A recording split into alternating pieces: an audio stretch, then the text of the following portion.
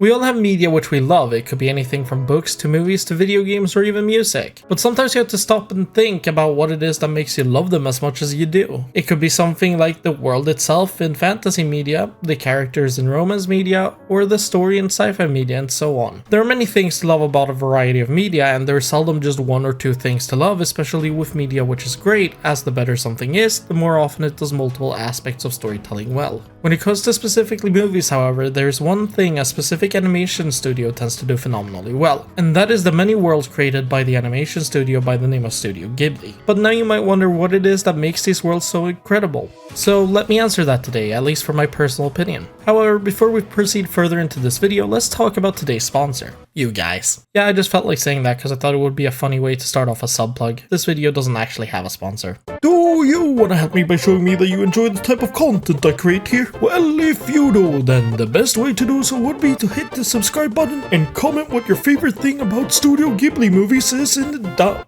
fuck. And comment what your favorite thing about Studio Ghibli movies is in the comment section below. Now, let's get back into the video.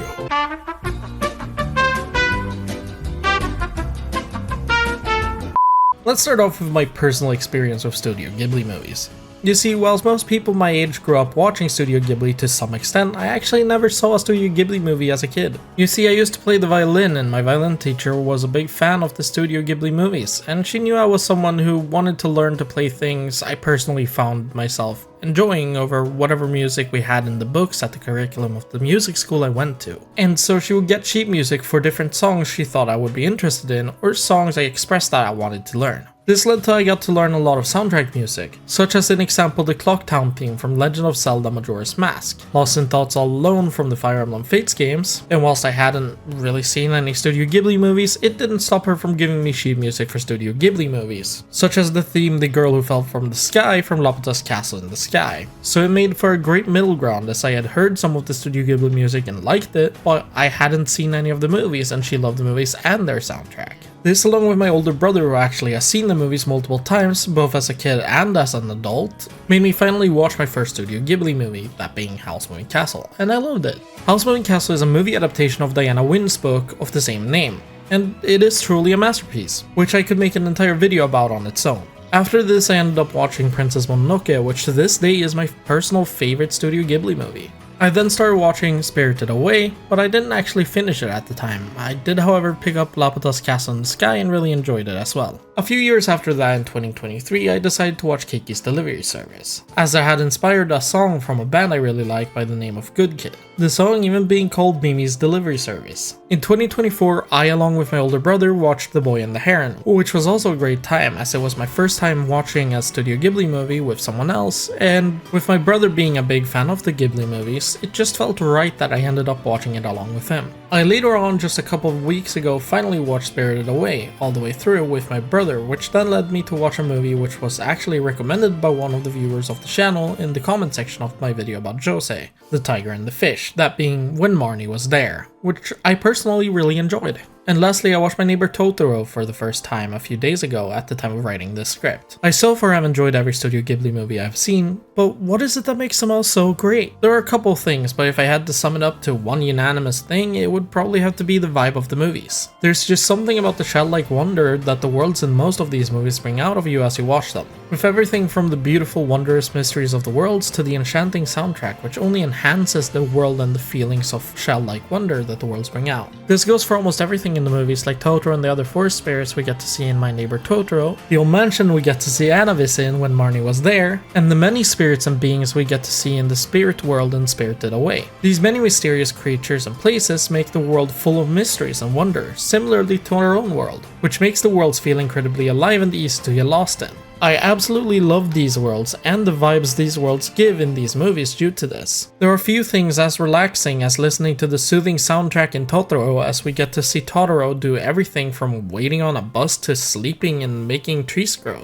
And it just makes me wish I was there next to him, being able to just be there and live a daily life. with how relaxing everything seems. The tense conflict between Iron Town and the animal gods of the forest in Princess Mononoke gives the idea of a gruesome and foul battle that has been going on for a long time due to the town's citizens destroying the forest so they can mine for iron and expand the village, which makes the entire movie feel more tense, and you feel a lot more on the edge of your seat compared to Totoro, where you could just relax. Then we of course have the mysterious world of witches and wizards, which we are introduced to in Howl's Moving Castle, as we get to see Sophie go on her adventure with the rest of the people living at Howl's Moving Castle. And whilst mentioning that, I adore Merry-Go-Round of Life as a theme. It is one of my favorite soundtrack pieces of all time and my second favorite Studio Ghibli one, and I just gotta say, it's also a really fun one to play on the violin. I also love the calming yet eventful world we get to see in Kiki's delivery service, as she gets to the beautiful city of Kuriko where she starts her journey to find out what kind of witch she would like to be. The city of Kuriko takes some clear inspiration from Stockholm, the capital of Sweden, and as someone who has lived there, I gotta say that they did a great job of capturing the older version of the city, with the inspiration they took, and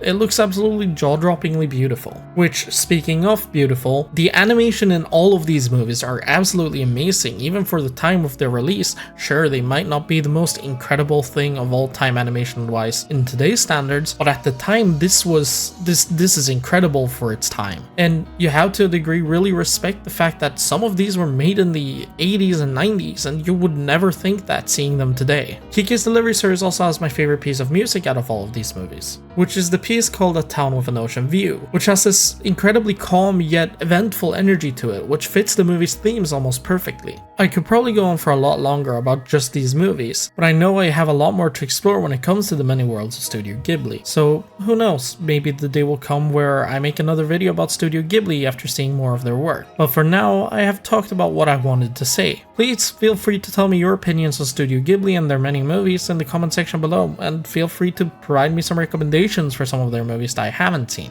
as I love hearing other people's opinions on media I talk about on this channel. With all of that said, I hope you have a wonderful rest of your day.